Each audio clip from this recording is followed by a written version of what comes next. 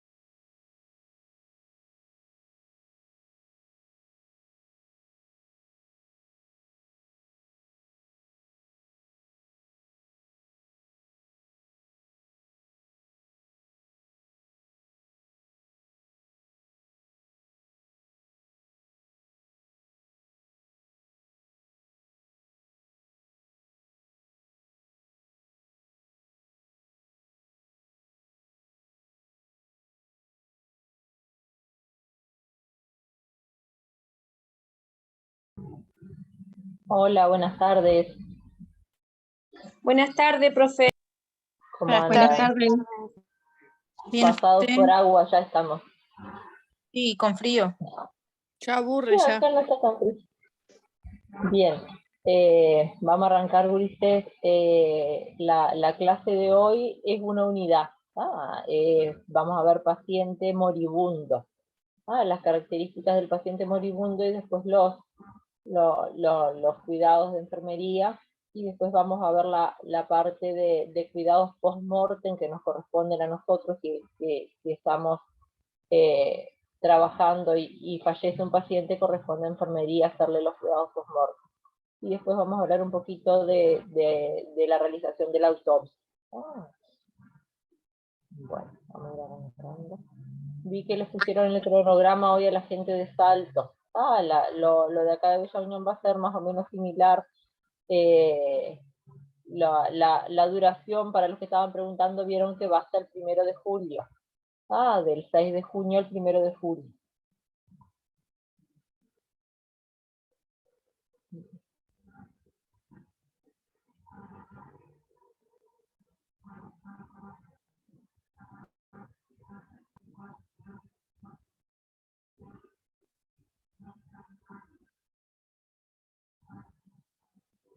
Bien, lo que vamos a ver entonces hoy es el paciente grave y moribundo, pero el paciente grave,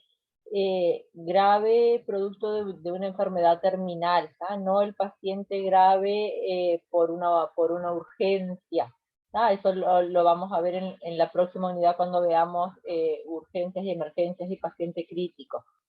Este tipo de pacientes, al paciente que se le llama paciente usuario moribundo, es aquel usuario que es portador de una patología terminal que se sabe que el desenlace va a ser el fallecimiento del paciente. Nos referimos a ese paciente y no, por ejemplo, un paciente politraumatizado, un accidentado, un infarto masivo, algo de eso, que es algo agudo.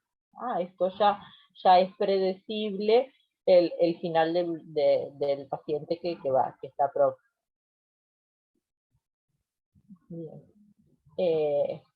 Por ser un paciente con estas características, va a tener necesidades diferentes a las de otros pacientes. Esas necesidades van a tener que ser satisfechas con atenciones especiales. Es aquel tipo de enfermo, entonces, el paciente moribundo, al que le quedan unos meses de vida, no se puede determinar cuánto, es el corto periodo que le queda de vida, que es producto de una enfermedad incurable. También se le puede llamar enfermo en fase terminal o en etapa terminal de esa enfermedad. Antes de la muerte, los pacientes pueden seguir una de 3 trayectorias generales en el declive de las funciones del organismo, en la disminución de sus funciones. Lo que puede pasar es un periodo limitado de declive funcional progresivo, que el paciente empiece en un declive, en un descenso de todas sus funciones y que ese deterioro sea progresivo. Lo que puede pasar también es que sea un prolongado periodo indefinido de disfunción grave que puede o no ser constantemente progresivo, sino que es muy prolongado y no tiene esa progresión diaria, se puede mantener en una etapa grave por mucho tiempo. Y después tenemos la función que disminuye de forma irregular, causada por exacerbaciones agudas periódicas y a veces impredecibles del trastorno de la enfermedad de base que tiene. Puede ser por un paciente en una etapa terminal, el mejor de los ejemplos es el paciente oncológico, pero también tenemos los pacientes portadores de alguna enfermedad crónica, como no sé, una insuficiencia cardíaca descompensada, que cada vez que el paciente tiene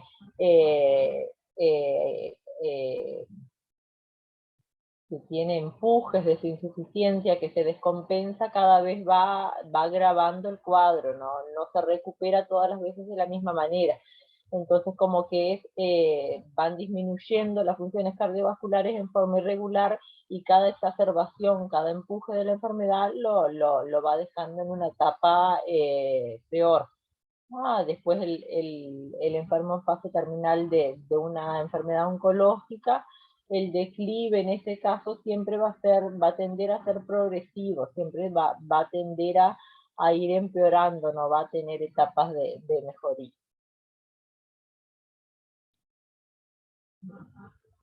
¿Qué es el cuidado del paciente en la etapa terminal? En vez de tratar de curar una enfermedad, los esfuerzos de enfermería y los esfuerzos del equipo que trata a este paciente van a estar enfocados en hacer que el paciente esté cómodo, en aminorar su dolor y otros síntomas molestos y en darle apoyo a la familia durante un momento difícil y triste de la vida de este paciente. Ya se sabe que tiene una enfermedad incurable, que por más tratamiento que se le haga, esa enfermedad no va a revertir, entonces lo que se tratan de satisfacer otras necesidades del enfermo y su familia. ¿Qué es un equipo de cuidado terminal o un equipo de cuidados paliativos, que se le puede llamar también? Es un grupo de profesionales que están dedicados con personal de apoyo, personal voluntario, lo que yo les decía ayer, que puede en el equipo de cuidados paliativos, aparte del personal profesional de médicos, enfermeros, psicólogos, asistente social, pueden haber también voluntarios, gente de la comunidad que esté dedicada al apoyo de este tipo de personas. Puede haber entidades religiosas que también se ofrezcan voluntariamente a trabajar en el equipo de cuidados paliativos. Lo que hace este equipo en su conjunto es concentrar sus esfuerzos para aliviar los síntomas que tenga el paciente en etapa terminal, y muy importante es proveerle apoyo a la familia del paciente mientras que el paciente está cursando esta etapa, y después cuando el paciente fallece también continuar apoyando a la familia.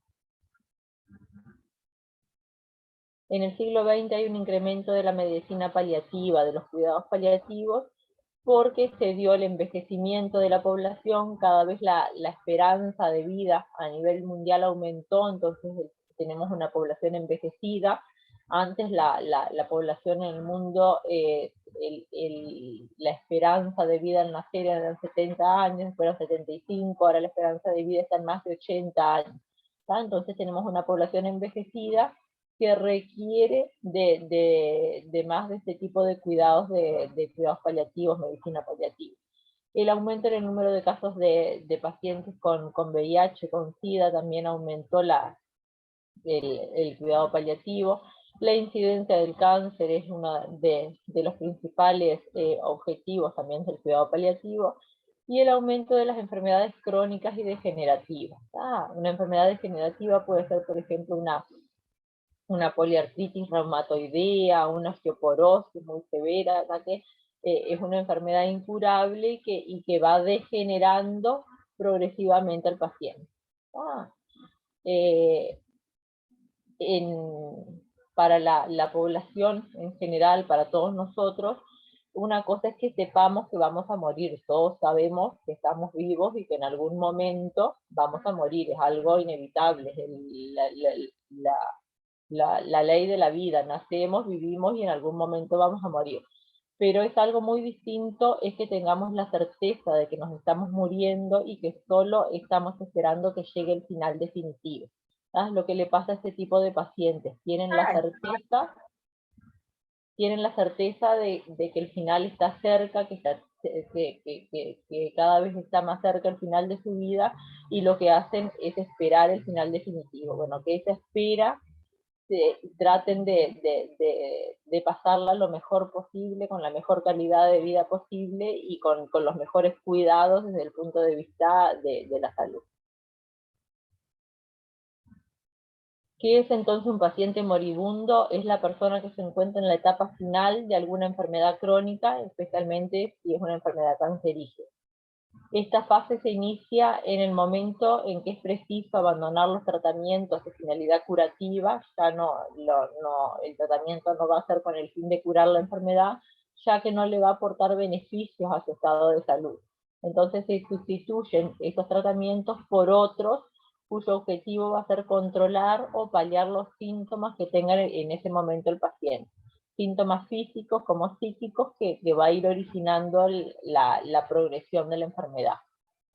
A veces, en vez de paciente moribundo, se usa el término paciente terminal o etapa terminal o solamente terminal. También es sinónimo de decir que el paciente está desahuciado, como que no hay más nada para hacer. En realidad no es que no hay más nada para hacer, no hay nada para hacer en cuanto a la curación de esa enfermedad, pero hay mucho por hacer en cuanto a la calidad de vida del paciente. Bien, en cuanto a la atención del paciente terminal, ¿qué es lo que debemos considerar?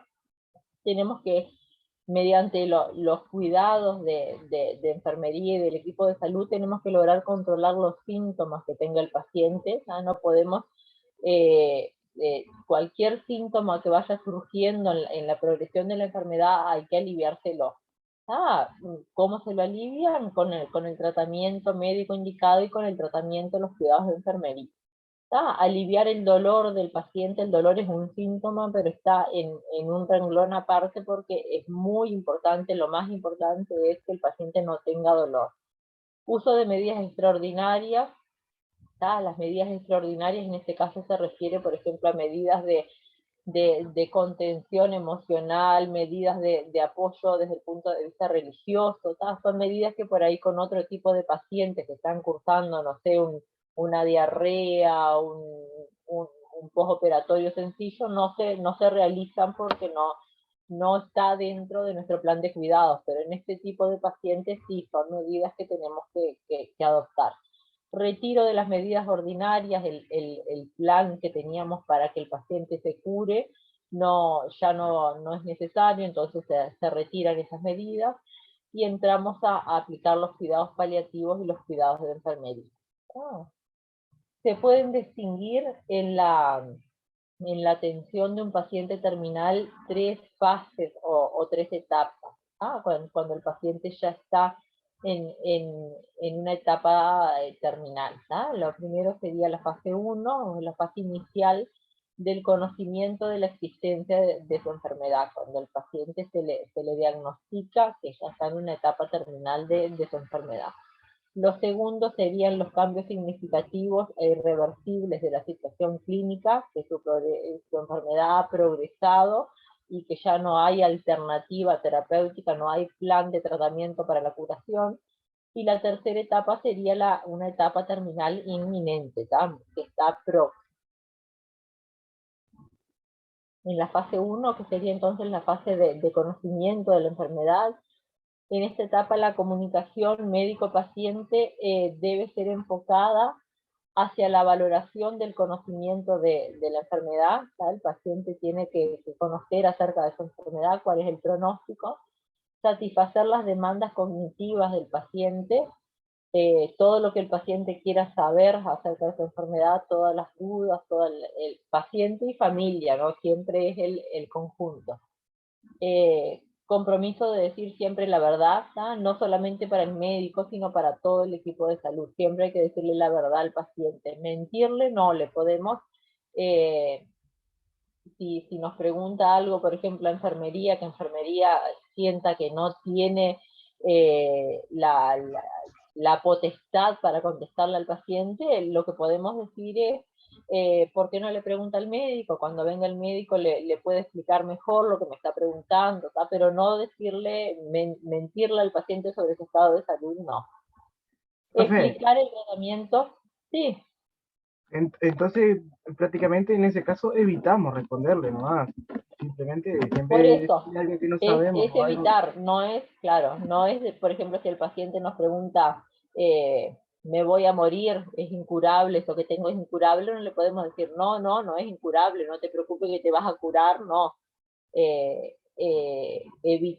No le mentimos, pero tampoco le podemos decir, sí, esto no tiene vuelta atrás, es terminal, no le vamos a decir. Le podemos decir que sí, que no se preocupe, que él está con el tratamiento, que le mandó el médico, que si tiene alguna duda, cuando pase visita al médico se lo puede preguntar y sacarse las dudas, pero no decirle cosas que no son, no. Explicarle si eso nos corresponde a nosotros, explicarle el tratamiento, siempre lo que le vayamos a hacer al paciente, siempre tiene que saber, así sea inyectarle un antibiótico, sacarle sangre, para qué le estamos sacando sangre, si le vamos a poner una sonda, por qué le vamos a poner una sonda, si lo vamos a llevar a hacer un estudio, explicarle en qué consiste el estudio, sencillo, ¿no? Pero explicárselo, decirle.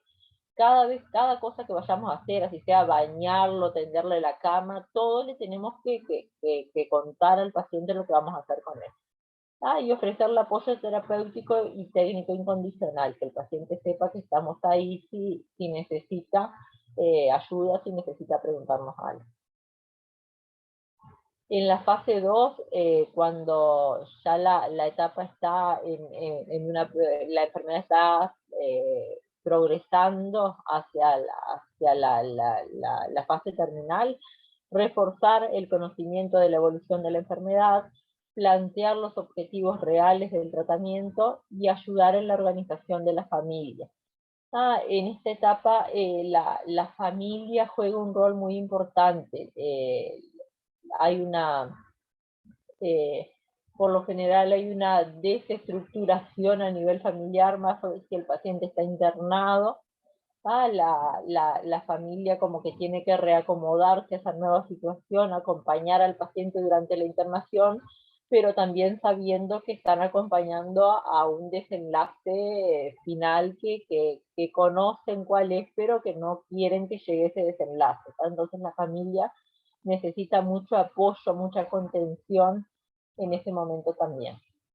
Y la tercera etapa, el enfoque debe ir a reforzar el conocimiento sobre la etapa final de la enfermedad.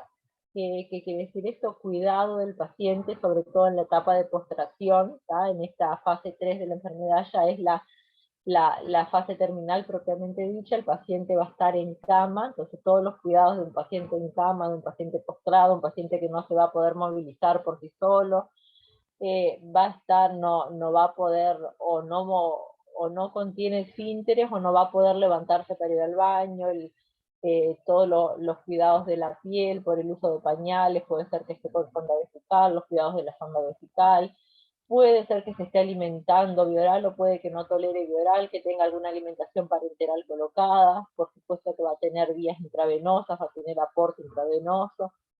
Todos los cuidados del paciente en cama, la prevención de las úlceras por presión, y el apoyo a la familia transmitiendo serenidad y orientando a la familia sobre los aspectos legales, porque en esta etapa es donde se empieza a hablar ya sobre el tema de la defunción y todos los trámites legales que corresponden a esta etapa. Cuando el tratamiento con fines curativos fracasa o presenta complicaciones y el paciente pasa a cuidados paliativos, es frecuente que se manifiesten abatimiento y desamparo que induce a la reflexión sobre sí.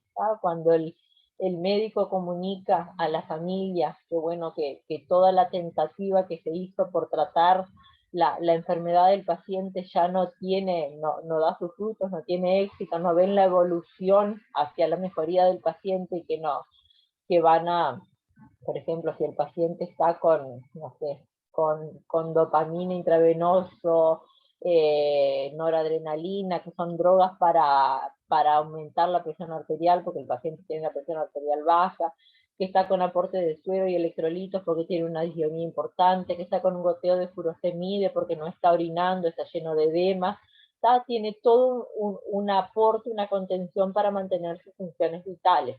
Cuando el médico llega un momento que ya ve que el paciente se está sosteniendo por la acción de todas estas drogas, pero que no hay una mejoría orgánica a nivel orgánico, es que el médico decide abandonar todo ese tratamiento con fin curativo y pasar a la parte paliativa. Entonces, cuando comunica a la familia que el paciente entrará en un plan de cuidados paliativos, para ir mitigando los síntomas que vayan apareciendo, pero no con el fin de curar la enfermedad, porque ya no tiene vuelta atrás, el paciente ya entró en una etapa terminal. Entonces, en esas situaciones donde la familia y el paciente se sienten, por supuesto, abatidos, desamparados, que ya no hay más nada para hacer, y es donde necesitan la contención de todo el equipo. Bien. Cuidados paliativos.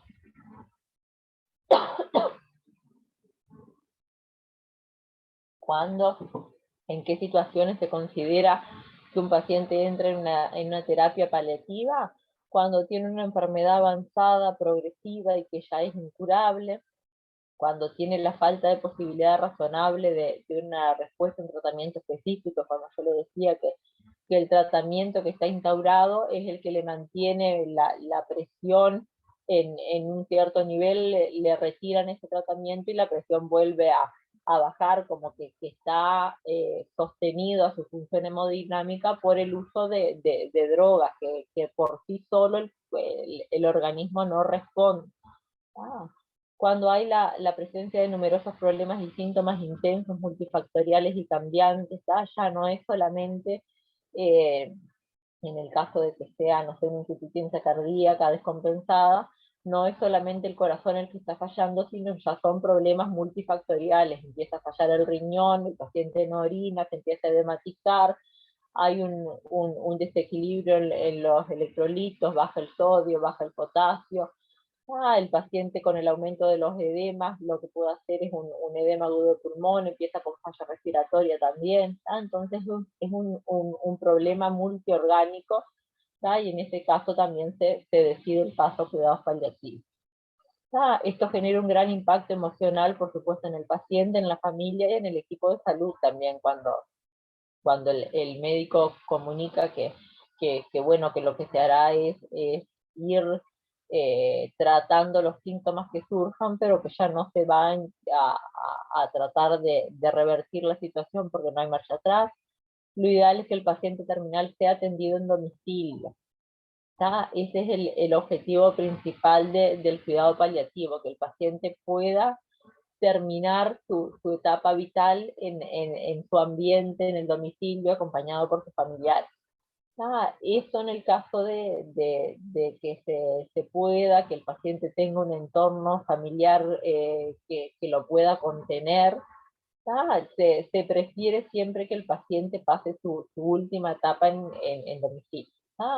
Por supuesto que con el apoyo del equipo de cuidados paliativos, no es que se lo abandona al paciente que se va a la casa y bueno, que termine su vida en la casa. Se enseña a la familia los cuidados del paciente postrado, aparte el paciente recibirá la visita del médico, recibe la visita de enfermería, se lo conecta con el equipo de enfermería externa, pero la mayoría de los pacientes y la familia lo prefieren, estar en el domicilio y no estar en una sala de internación. ¿En qué caso se ofrece hospitalización y que el paciente no esté en la casa? Cuando el enfermo manifieste que no quiere estar en su casa, que prefiere estar internado. Cuando el control de los síntomas sea complicado para realizarlo en domicilio, que el paciente tenga, no sé, una deshidratación importante y haya que estar controlando los aportes, los ingresos, los egresos, haciéndole balance, cuando tenga una falla hemodinámica que esté descompensado desde el punto de vista hemodinámico de los signos vitales. En estos casos se prefiere tenerlo más controlado en una sala de internación. Cuando existe una claudicación familiar, que la familia no esté estructurada y no tenga el soporte como para mantenerlo en la casa, cuando los recursos económicos sean reducidos, o cuando existan conflictos familiares. En un ambiente, en un clima de conflicto, difícilmente puedan cuidar al paciente en domicilio. Entonces, en ese caso es preferible que esté internado. Bien. Para esta etapa terminal de la enfermedad existe una escala analgésica de la OMS. La mayoría de estos pacientes en esta etapa tienen dolor. Entonces es como una regla para unificar los criterios a nivel médico, haciendo una escala por donde se empieza la analgesia de un paciente con dolor y después se van avanzando en los escalones si el paciente sigue con dolor. El primer escalón de la escala analgésica sería el uso del metamizol, el paracetamol, los antiinflamatorios no esteroideos o los salicilatos. Son los analgésicos menores que todos conocemos, el paracetamol, la nolemina, el Pelipar.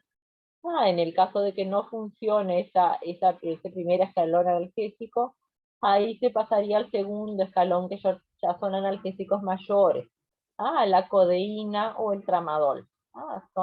Vienen para uso intravenoso, pero también vienen en presentación bioral y en presentación por gotas para que el paciente lo pueda manejar en domicilio.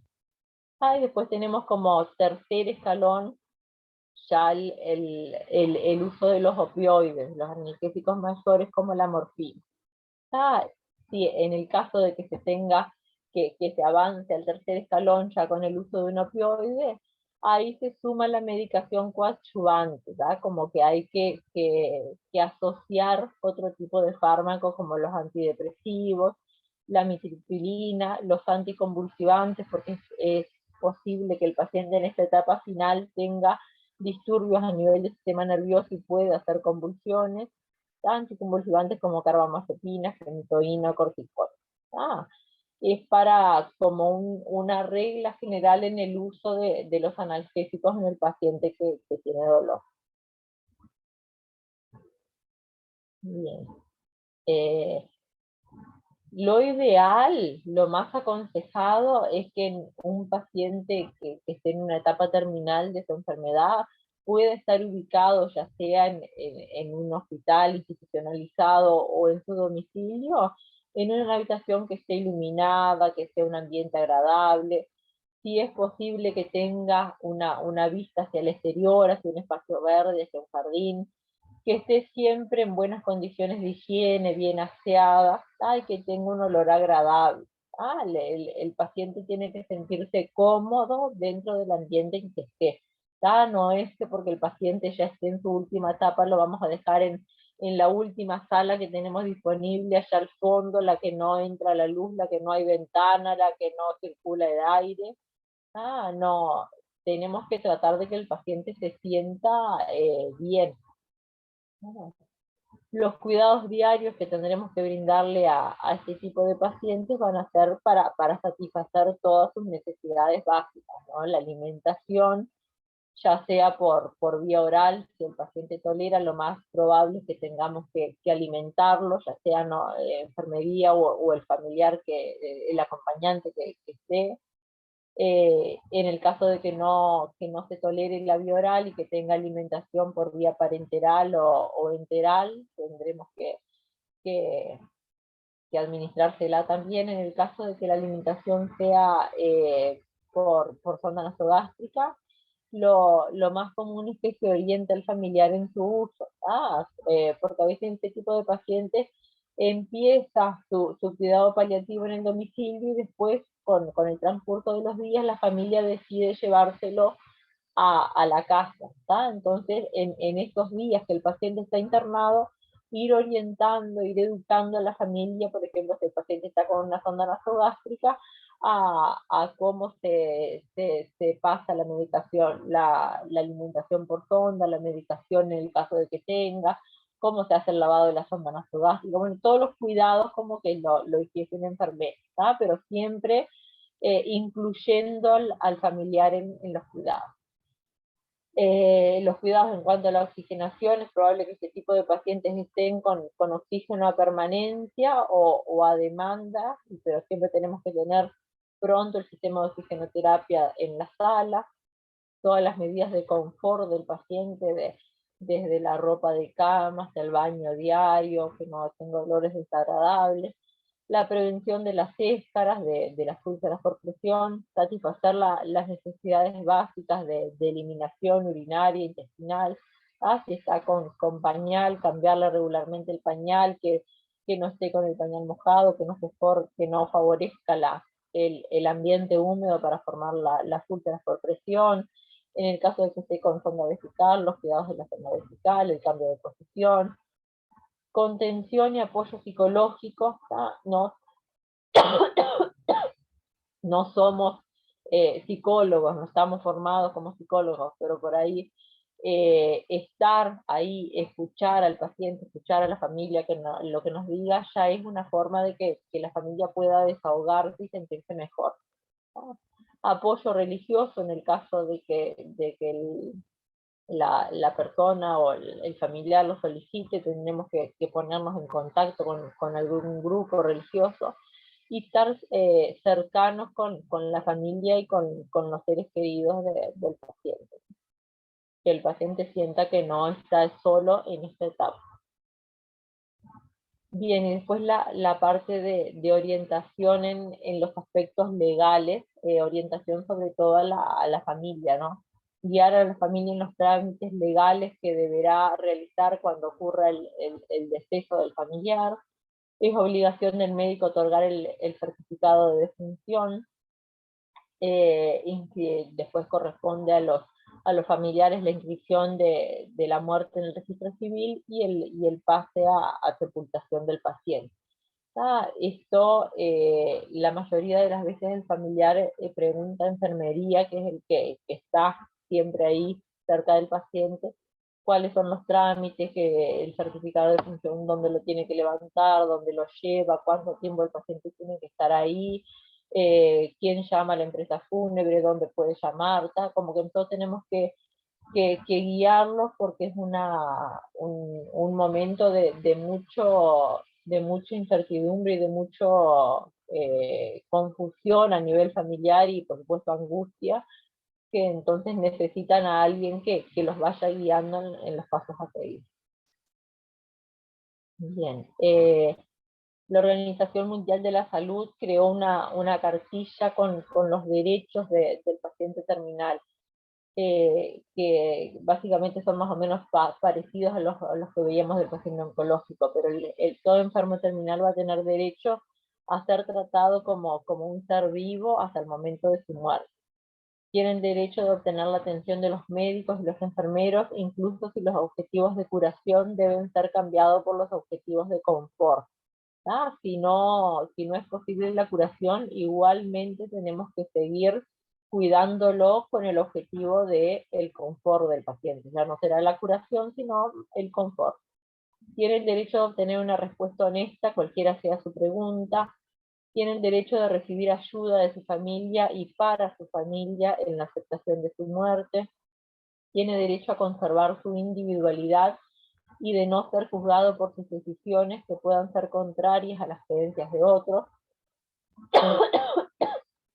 Por ahí el paciente en una etapa terminal resuelve no hacerse un estudio que el médico lo solicitó, y resuelve no firmar el consentimiento informado, no autorizar que le realicen este estudio, y está en su pleno derecho, puede hacer.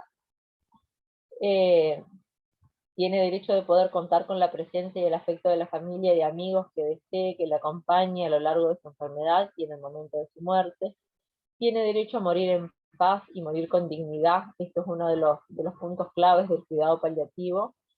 Y tiene derecho, no leo el último porque me aparece el cartelito del costo. Bueno, no leo lo que dice. Tiene derecho a que su cuerpo sea respetado después de su muerte. O sea, que se le brinden los cuidados post-mortem como cualquier tipo de paciente. Los cuidados paliativos a los pacientes en un estadio ya terminal. ¿Qué hacemos nosotros como enfermeros que tenemos en la sala a un paciente que ya se resolvió, que está dentro de los cuidados paliativos? ¿Qué cuidados le hacemos dentro de los cuidados paliativos? Lo primero va a ser el apoyo psicológico, es más importante que los cuidados desde el punto de vista de enfermería. El apoyo psicológico y la comunicación con el paciente y la familia. Una comunicación adecuada, una comunicación fluida, que la familia y el paciente nos puedan hablar, preguntar cosas. Con el paciente no engañarlo ni crearle falsas esperanzas, pero sí mitigar su miedo. Y con la familia respetar los mecanismos de negación y siempre estar en una actitud de escucha activa, que la familia sepa que nosotros estamos ahí si nos quieren preguntar algo. Después vamos a ir a los cuidados relacionados con la higiene del paciente, aunque sea un paciente que sabemos que está próximo al desenlace fatal, igual hasta el último momento tenemos que brindarle confort, o sea, la higiene, aseo de la cavidad bucal. En este tipo de pacientes la mayoría de las veces ya no se alimentan por vía oral, entonces como que nos olvidamos de la higiene bucal. No, aunque el paciente no se alimente, es parte del confort de sentirse bien, realizar la higiene bucal. El baño diario, que casi seguro va a ser un baño en cama. Limpieza de los ojos, como todas las mañanas nosotros nos levantamos y nos lavamos la cara, bueno, de esa misma manera hay que lavarle la cara al paciente también. Aseo de genitales, y el acicalamiento, vestirlo, peinarlo, en el caso de que sea un hombre, afeitarlo, rasurarlo, como que el paciente se sienta confortado. Los cuidados de la piel, muy importante, mantener las sábanas limpias y estiradas para evitar la formación de las úlceras por presión, baño de aseo diario, sin soluciones y cada vez que sea necesario, no baños con jabón perfumado ni nada de eso, pero sí el baño tiene que ser diario, todos los días se higieniza al paciente. Aplicar cremas corporales, sobre todo los sprays oleosos en las zonas de apoyo para evitar las úlceras, dar masajes en las zonas de riesgo, detectar tempranamente la aparición de lesiones de úlcera por presión, evitar los polvos de talco aplicados directamente sobre la piel y sobre todo los talcos perfumados, esos no se pueden usar.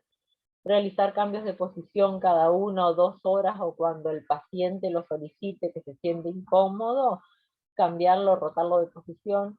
Aumentar la hidratación oral, en el caso de que el paciente lo tolere, incentivar la ingesta de líquidos de oral para que no se deshidrate. Colocar rodillos en las prominencias óseas, si el paciente está en decúbito lateral, colocarle un rollito, aunque sea de sábana, entre las dos rodillas para que no se toquen las rodillas, en los tobillos, en los talones, proteger todas las prominencias óseas. Y no dar masaje sobre la zona enrojecida. Si ya tenemos una úlcera de primer grado, no vamos a masajear la zona porque le va a doler. En cuanto a la alimentación, ¿qué cuidados? Estimular y controlar la ingesta de los nutrientes necesarios diariamente, enseñar a la familia cómo presentar los alimentos al paciente, que en un paciente de una etapa terminal donde va a tener el apetito disminuido, va a estar inapetente, no va a querer comer, incentivar a la familia como que con los alimentos que el paciente tolere, que sean de su agrado, que les presenten los alimentos en el plato en forma atractiva. Recomendar la ingesta de pequeñas cantidades pero de forma frecuente. Adiestrar a la familia en la técnica de alimentación parenteral, en el caso de que el paciente lo esté recibiendo, y que esté previsto el alta a domicilio. Administrar líquidos para evitar la deshidratación y el estreñimiento, y estimular en todo momento que el paciente se alimente, ir conversándole para que logre alimentarse. Cuidados en cuanto al alivio del dolor, apoyar psicológicamente al paciente y los familiares en todo momento, administrar el medicamento indicado para el alivio del dolor, si no le alivia, valoramos mediante cualquiera de las escalas de valoración del dolor, si el dolor no le calmó, ver con el médico la indicación de otro calmante más fuerte para que le alivie el dolor, observar las reacciones adversas de las drogas administradas y control estricto de estas. Acuérdense que un paciente que ya está en un tercer escalón analgésico, está recibiendo morfina, la morfina, el principal efecto adverso que causa es el estreñimiento. Entonces vamos a controlar sobre todo eso cuando el paciente movilizó intestinos, y cambios frecuentes de posición que le alivien el dolor también. En cuanto a la eliminación, conectar el sondaje vesical intermitente o permanente si es necesario, en el caso de que tenga indicado la colocación de sonda. Observar las características de la orina y cuantificar en cada turno, medir. En este caso es importante la realización del balance hídrico, porque son pacientes que se deshidratan muy fácil, porque tienen poco aporte de líquidos, entonces controlar los ingresos, controlar los egresos. Observar las características de las heces de la materia, si hay sangrado, y movilizar al paciente también para que favorezca sobre todo la eliminación intestinal. En cuanto al confort y la seguridad del paciente, favorecer un ambiente adecuado, aislar al paciente en casos necesarios, evitar ruidos, respetar los horarios de descanso. Si tenemos la posibilidad de que el paciente quede solo en una sala de internación, lo dejaremos solo. En el caso de que no sea posible, bueno, favorecerle un ambiente adecuado, colocar un biombo que lo separe del otro paciente, una cortina o lo que sea, establecer prioridades en el tratamiento del paciente, no, como que tenemos que respetar sus horarios de descanso. Si vamos a ir a hacerle, si estamos en el turno de la mañana y sabemos que tenemos que sacarle sangre, que hacerle el tratamiento, que colocarle la alimentación parenteral y que bañarlo, vamos a tratar de coordinar todos esos cuidados para un solo momento, ¿tá? Entrar a la sala del paciente y hacerle todo de una vez sola. No entrar a las 7 de la mañana a sacarle sangre, a las 8 de la mañana ponerle la alimentación, a las 9 lo bañamos, a las 10 vamos a ponerle el antibiótico. Como que respetar los horarios para que el paciente descanse. Proteger al paciente de lesiones y caídas, colocar barandas en las camas, fijaciones, eliminar los obstáculos que pueda tener en el caso de que el paciente se movilice, todavía deambule. Enseñar al paciente y la familia los cuidados para prevenir las infecciones sobreañadidas. En el caso de que el paciente tenga una sonda vesical, los cuidados de la sonda para que no se infecte. En el caso de que tenga una gastrostomía para alimentación, los cuidados de la gastrostomía. En el caso de que tenga una traqueostomía, los cuidados de la traqueostomía, la aspiración de secreciones, todo eso se lo va educando al familiar.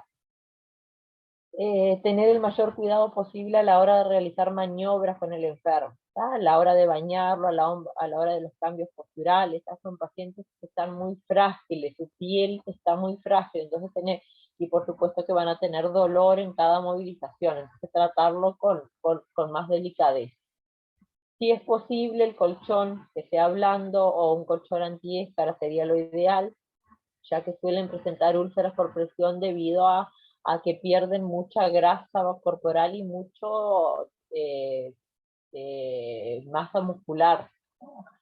Si tiene dificultades o problemas con la dentadura, se le dará dieta blanda. La medida más importante es el consuelo, la compañía, la comprensión, la presencia física, intentando que el paciente no pierda o que recupere su autoestima. Que el paciente no estar encima del paciente insistiéndole todo momento ni haciéndole cosas, sino que el paciente se sienta cuidado y que si necesita de nosotros que nos puede llamar, que nosotros vamos a ir a satisfacer sus necesidades. Y un capítulo aparte es la atención a los familiares o los cuidadores del paciente.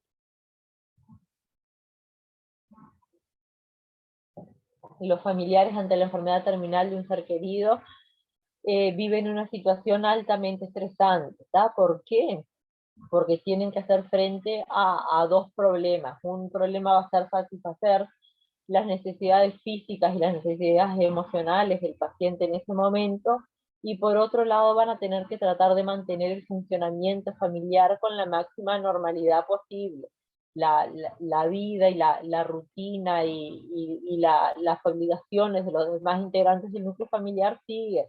Los integrantes de la familia tienen que seguir trabajando, haciendo sus obligaciones. Por esto los familiares se convierten en un elemento clave, ya que la participación activa durante todo el proceso de adaptación a las nuevas condiciones vitales determinarán el ajuste y la aceptación de la pérdida del paciente. Hay pacientes que pasan en esta etapa terminal en meses, hay pacientes que pasan semanas, hay pacientes que pasan días, entonces hay que adaptarse a esta nueva situación. La implicación de los familiares en los cuidados del enfermo es decisiva y fundamental. Es muy importante que el familiar se involucre y que nos ayude a nosotros, si en el caso de que el paciente esté internado, en todo lo relativo a los cuidados. No tenemos que dejar a la familia fuera del cuidado del paciente. Cada cosa que le vayamos a hacer, así sea bañarlo, alimentarlo, cambiarlo de posición, en todo que el familiar participe. Ya sea si el paciente está en el hospital o si está en el hogar, con más razón todavía lo va a tener que hacer el familiar. Bueno, creo que está bien. ¿Quedó claro más o menos para ustedes? Sí, profe. Sí. Son todos Son cuidados todos basados en el confort del paciente y en satisfacer las necesidades básicas del paciente a medida que vayan surgiendo. Bien, lo que vamos a ver ahora es...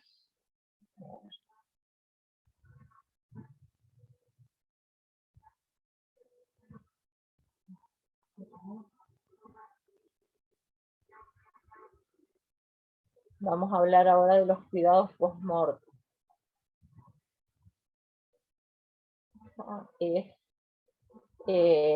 Corresponde a enfermería realizar los cuidados post-mortem. Es algo que no es lindo, no es agradable. Nosotros si estamos estudiando, si resolvimos hacer esta carrera de enfermería, es para tratar con pacientes vivos, nuestro objetivo es recuperar la salud vital, la vida, pero hay situaciones en donde no es posible y bueno, nos toca la parte de realizarle los cuidados luego de que la persona fallece. Es tarea de enfermería, en todas las situaciones es de enfermería la que se va a encargar de realizar estos cuidados.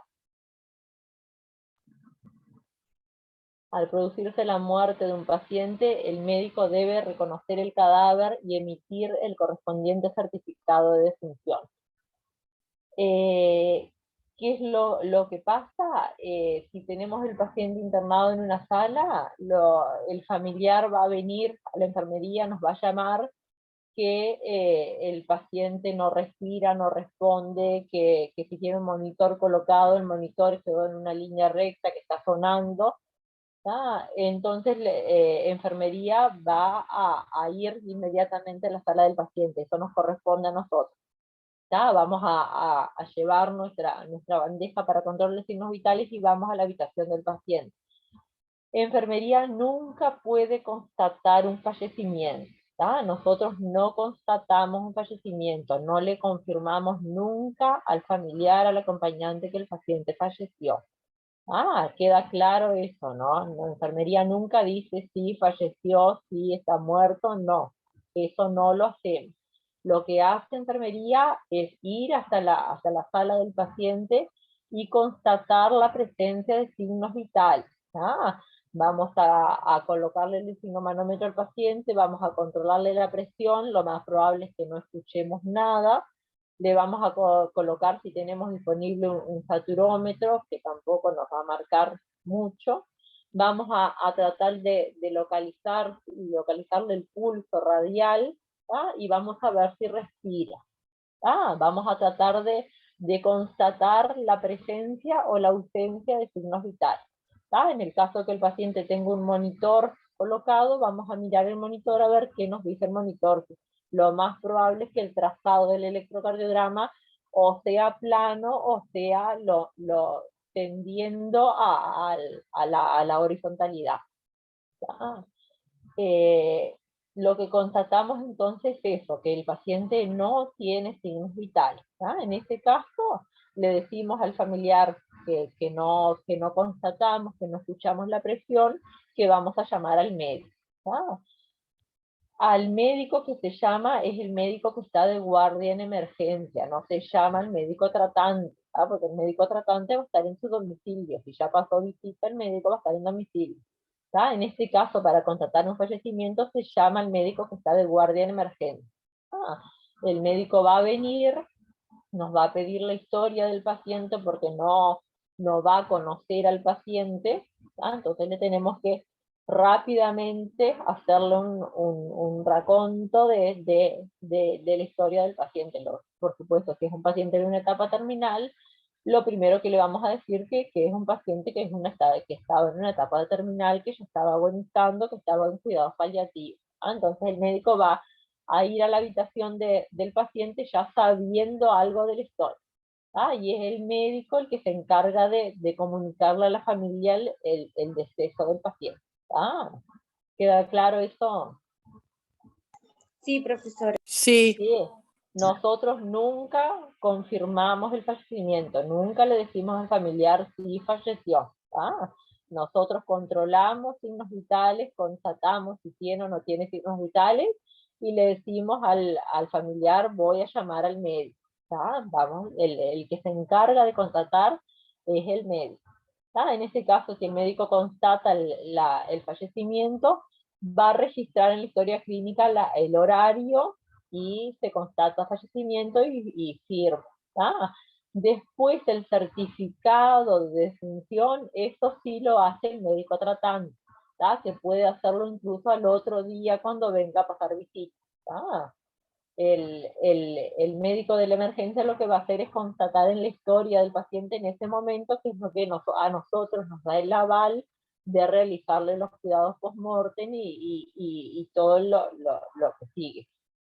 El certificado de defunción sí es tarea del médico que lo estaba tratando durante la internación. Posteriormente entonces se avisará a los familiares y se les informa del desenlace y si estos desean entrar en ese momento a la habitación a estar con el familiar.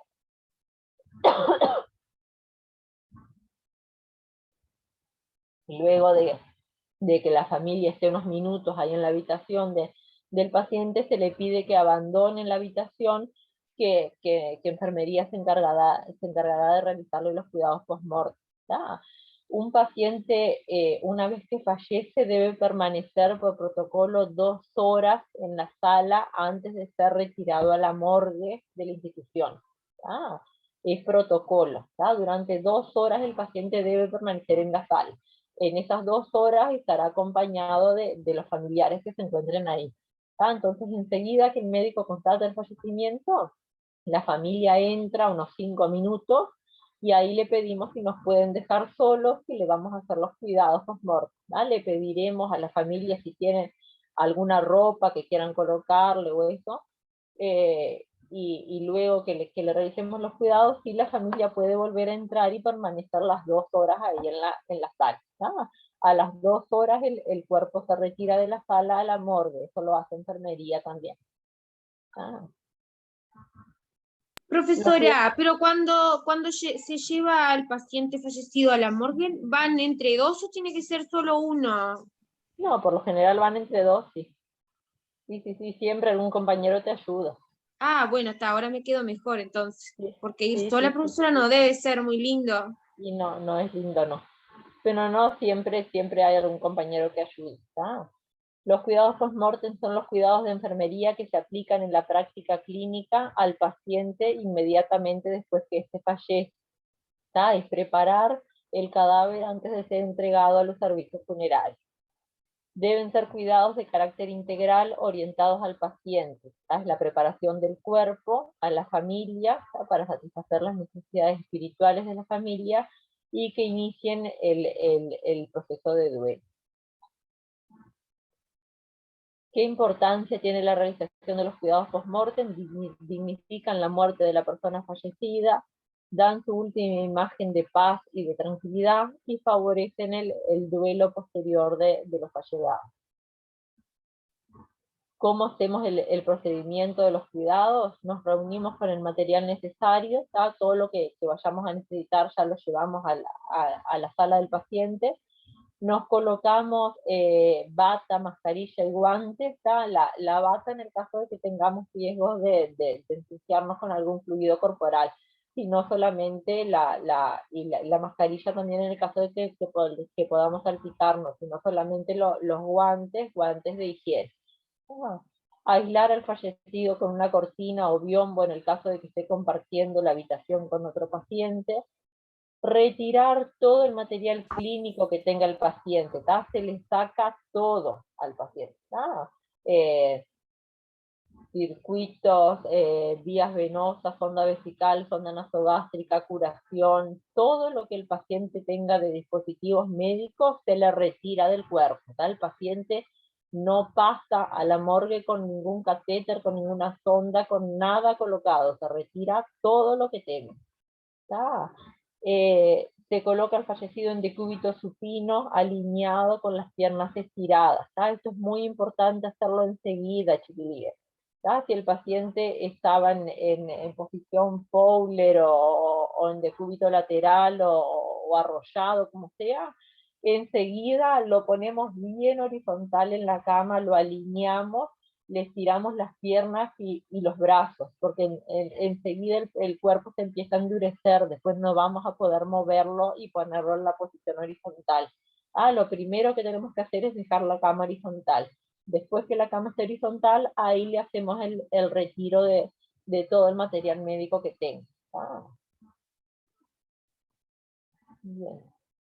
Y ahí después de que esté alineado en posición horizontal, le comenzamos a hacer la higiene completa del fallecido. Le sacamos, el paciente probablemente tendrá secreciones abundantes, limpiamos las secreciones, le limpiamos la cara.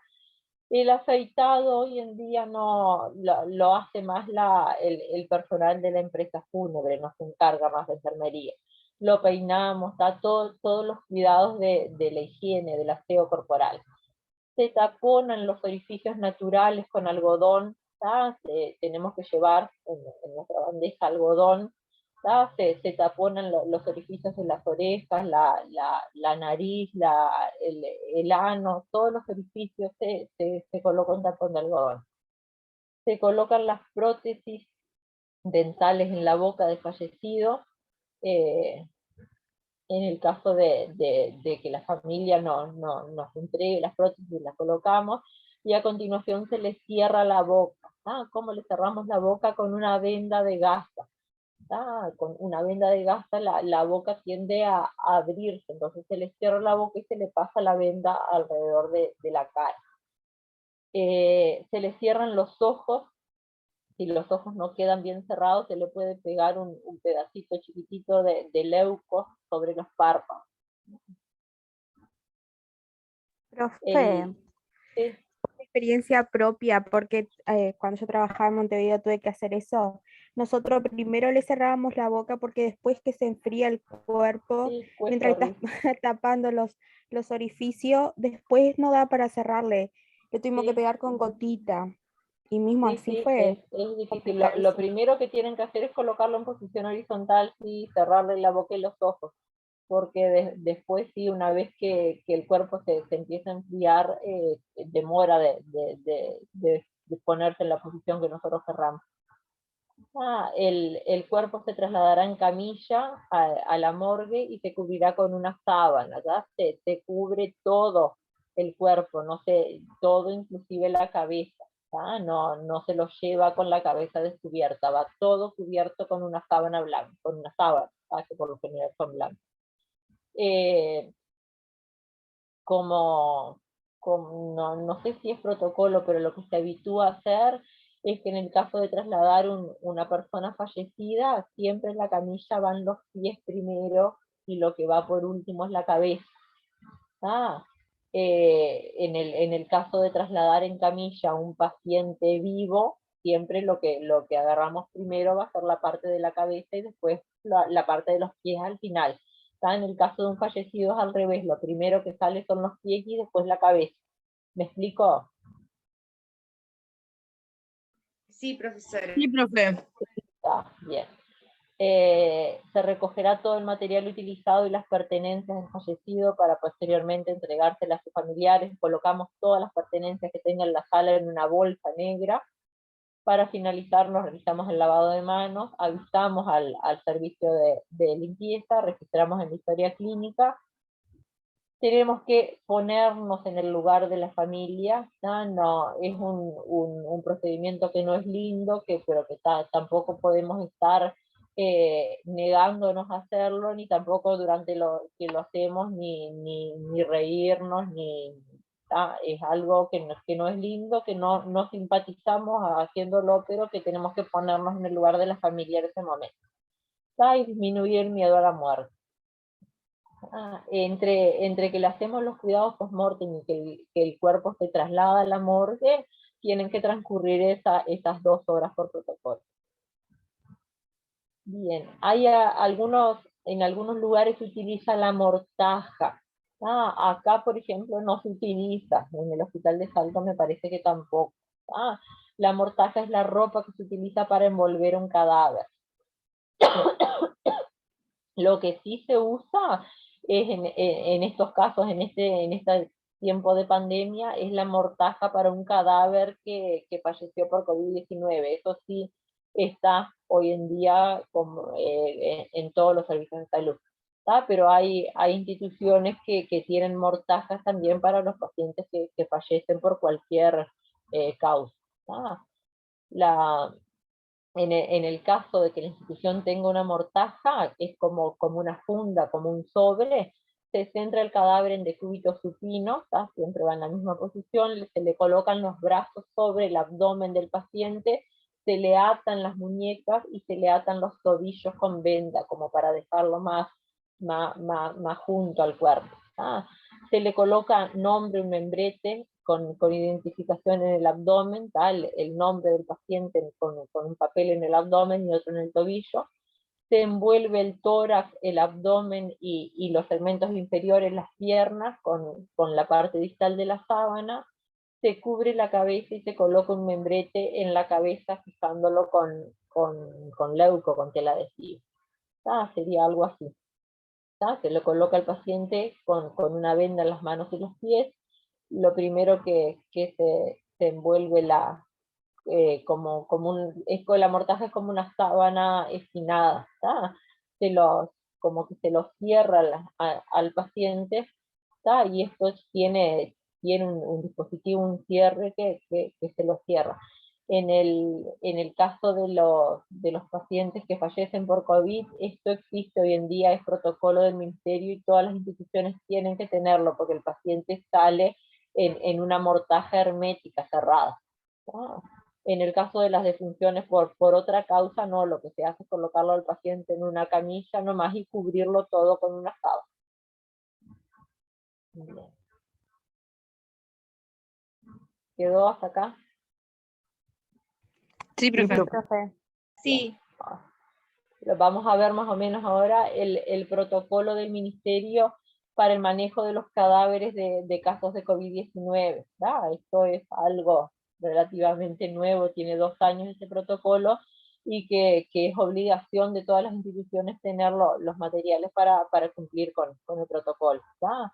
Saben que las defunciones por COVID-19 son pacientes que están en etapa de contagio de la enfermedad, entonces hay que mantener todas las precauciones como si el paciente estuviese vivo. Las mismas precauciones hay que tener con el cuerpo fallecido.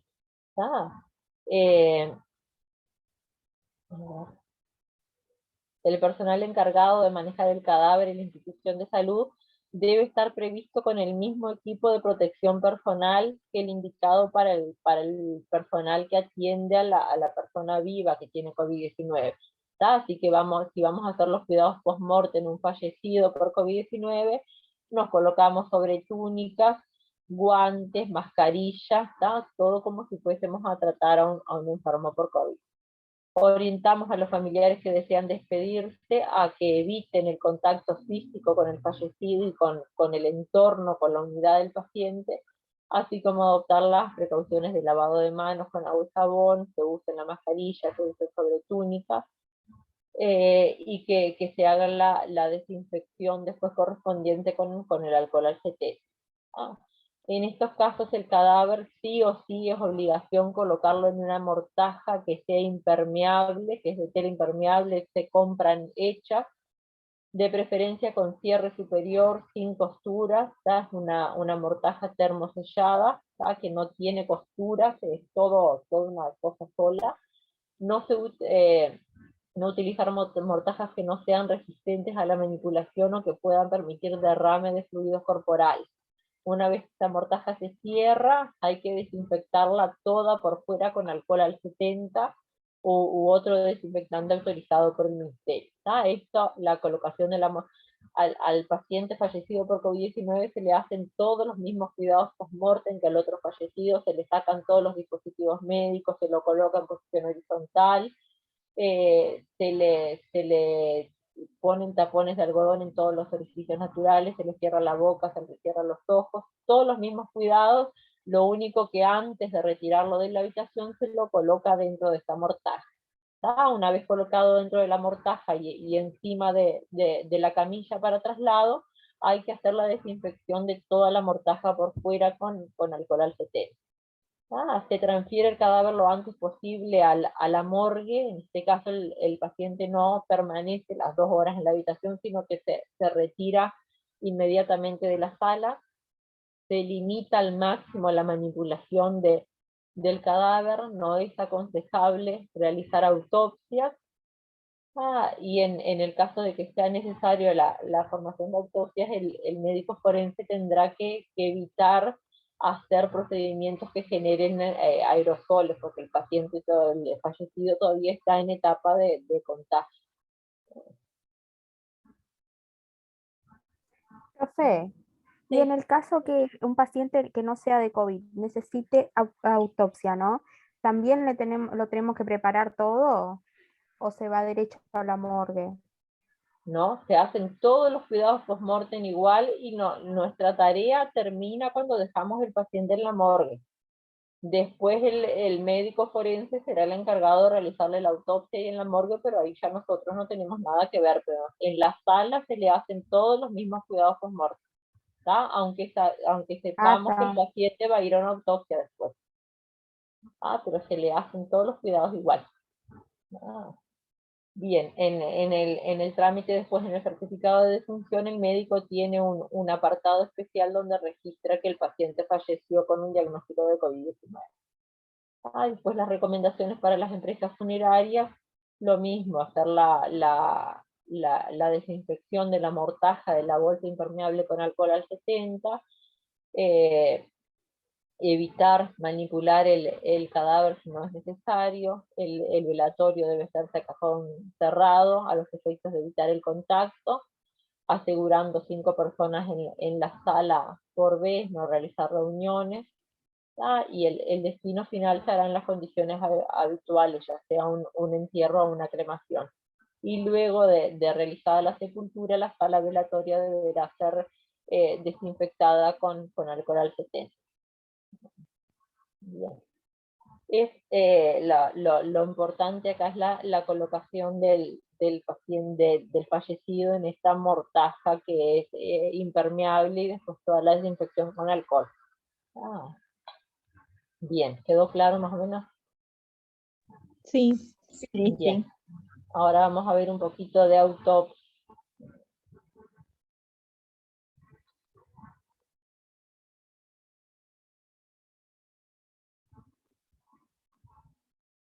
Bien. No a todos los fallecidos tienen indicación de realizar la autopsia. Esto es por si hay sospecha de una muerte dudosa o que el paciente falleció en domicilio sin asistencia, o en el caso de un politraumatizado o de algún accidentado, de un homicidio. Eso es disposición judicial. Todas las morgues de las instituciones corresponden al Poder Judicial. La morgue de un hospital no es propiedad del hospital, del Ministerio de Salud Pública, sino que la morgue es propiedad del Poder Judicial. Será el juez el que determine el pedido de autopsia. El médico forense, que es el encargado de realizar las autopsias, es un empleado del Poder Judicial. No es empleado del Ministerio de Salud Pública. Bien. La autopsia es conocida también como necropsia. Es un examen del cuerpo de una persona que ya está fallecido para determinar la causa de la muerte, o para verificar que realmente falleció víctima del diagnóstico que tenía. La autopsia es un procedimiento médico, lo realiza un médico forense, que va a realizar la disección, o sea, la apertura del cuerpo del fallecido, con el fin de obtener información anatómica sobre la causa, la naturaleza, la extensión y las complicaciones de la enfermedad que sufrió en vida el sujeto que en ese momento estaba siendo autopsiado.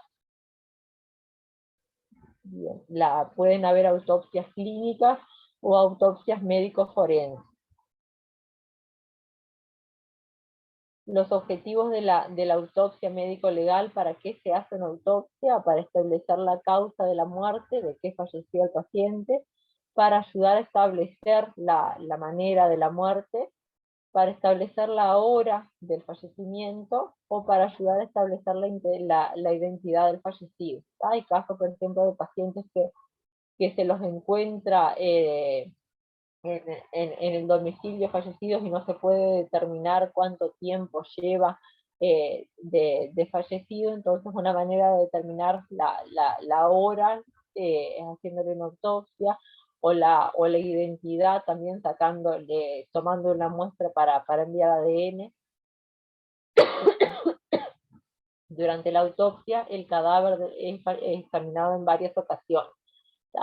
Se recibe, el médico forense lo va a recibir en la morgue tal cual como fue encontrado, en el caso de que sea una muerte violenta, una muerte en vía pública. Después de quitarle las ropas, se le quitan algunas partículas sueltas de suciedad, sangre, secreciones, cabellos. Esto en el caso de que la autopsia se realice, como les digo, a un paciente que fue encontrado, que fue traído ya al hospital sin vida. En la práctica de una autopsia, el patólogo forense procura recoger todos los datos necesarios para integrar el diagnóstico de la causa de la muerte. El informe de la autopsia médico-legal desde el punto de vista jurídico debe especificar de manera clara y precisa el estado de las partes examinadas del cadáver, las causas evidentes o probables de la muerte, luego de realizarse la apertura de las 3 cavidades. En una autopsia, lo que se diseca, lo que se secciona, lo que se abre, es el cráneo, la cavidad torácica y la cavidad abdominal. Eso es lo que el médico forense va a abrir para examinar los órganos internos. Luego de realizar la autopsia, por supuesto que el médico forense tiene que hacer todo un informe legal que lo va a elevar al juez, ¿no? Casos de autopsia médico-legal obligatoria, ¿en qué casos sí o sí tiene que hacerse una autopsia?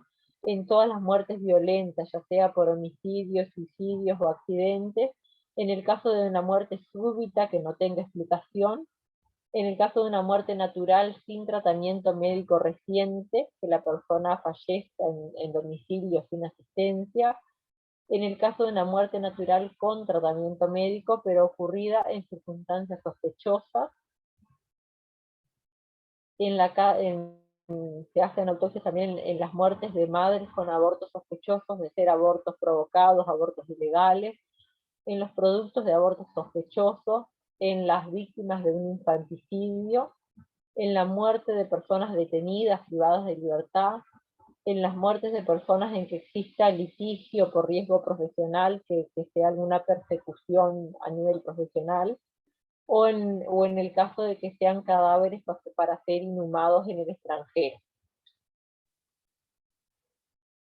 Después de realizar entonces el examen externo del cuerpo de la persona fallecida, después de retirar las vestimentas, se deben efectuar, entre otras, la toma de fotografías y hacer diagramas del cuerpo, así como de las heridas y anomalías congénitas o por la enfermedad. En el caso de que haya sido víctima de una muerte por una herida de arma de fuego, de arma de bala, se toman fotografías del cuerpo de la persona.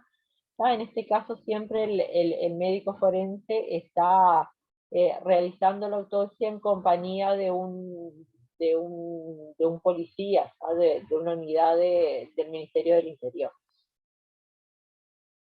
Se debe describir cada lesión, la localización anatómica, el tamaño, la forma, color, la trayectoria, las características de la lesión que presente, recabar otras pruebas de interés criminalístico como pueden ser pelos, los bordes de las uñas, las fibras, si tiene barro, si tiene polvo, si tiene algún fluido corporal. De todo se toma muestra para enviar a criminología, a la parte de ADN, de genética. Examinar y recoger muestras si procede de los orificios naturales. Es en cuanto al examen externo del cadáver. Y en cuanto al examen interno, lo que se hace es la disección de los órganos mediante dos métodos. Lo primero que hace es extraer las vísceras una por una y examinarlas por separado. Extraer corazón, pulmones, estómago, hígado, intestino, lo que le interese al médico forense. Con independencia del método utilizado, cada autopsia incluye una serie de pasos que hay que seguir según el tipo de muerte que se sospecha. La extracción de los órganos comienza siempre con la retirada del cerebro. Se sigue por el cuello y el tórax y finaliza en el abdomen. Las vísceras son pesadas y examinadas por dentro y por fuera. También, en el caso de que sea necesario, se van a recoger muestras de los órganos internos para llevar a cabo estudios histológicos o toxicológicos que ayuden a esclarecer la causa de la muerte. No siempre se sacan muestras, que si el médico forense con la realización ya de la autopsia puede establecer la causa de la muerte, no es necesario enviar muestras a analizar. Esto lo hace en el caso de que vea algo sospechoso. Bien. ¿Quedó claro? Más o menos. Sí. No es algo que nos va a tocar nunca, pero para que sepan más o menos en qué consiste. Nuestra tarea, nuestro quehacer como enfermería termina cuando dejamos el cuerpo del fallecido en la morgue. Ahí ya terminó, no tenemos más nada que ver con la realización de la autopsia. Esto es médico forense y poder judicial. Bueno, y por acá no sé si tienen alguna pregunta. ¿Algo, alguna duda? No, profe, yo por ahora no. Con esto vimos entonces paciente moribundo y terminamos la unidad. Arrancamos hoy y terminamos hoy. Lo que vamos a ver ahora, hoy es viernes, el lunes no nos vemos, ¿no? Porque ustedes tienen examen de ética. Sí. El martes arrancamos con paciente crítico, ¿tá? Cuidado intensivo, urgencias y emergencias y cuidado intensivo. Vamos a ver martes, miércoles y jueves. ¿Tá? El martes 2 horas y miércoles y jueves nos vemos 4 horas. Sí, Jordi.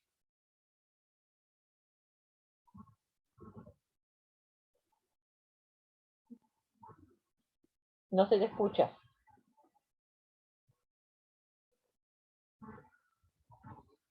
No se escucha nada.